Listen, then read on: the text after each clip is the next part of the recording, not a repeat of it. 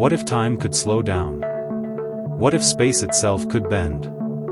Welcome to the mind of Albert Einstein, the genius behind two of the most groundbreaking theories in physics, special relativity and general relativity. But what makes them different? Let's break it down, without the math. In 1905, Einstein introduced special relativity. This theory applies when objects are moving at constant speeds, especially speeds approaching the speed of light. It revolutionized how we think about time and space.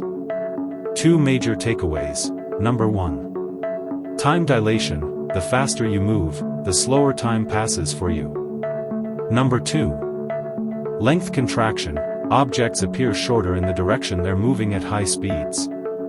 Also, mass increases with speed, and no object with mass can reach the speed of light. And perhaps the most famous equation in physics came from this theory: E equals mc squared. It tells us that mass and energy are interchangeable. 10 years later, in 1915, Einstein went further with general relativity. This theory wasn't just about objects moving fast, it was about gravity itself.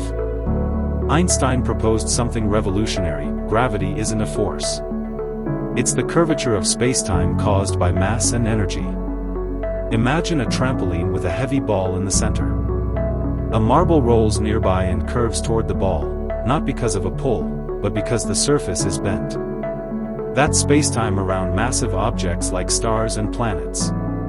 General relativity explains why planets orbit the sun, why light bends around massive bodies, how black holes form, and even how time moves slower in stronger gravitational fields, a phenomenon called gravitational time dilation.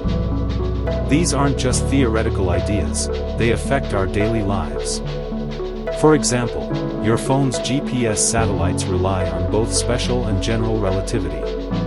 Time ticks differently in space than it does on Earth.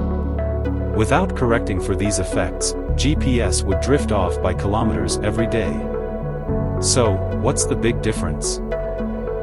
Special relativity deals with motion at constant speeds in the absence of gravity.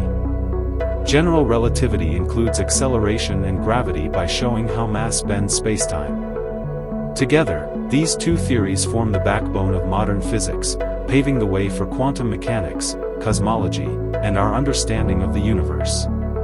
Einstein didn't just redefine physics, he reshaped how we understand reality.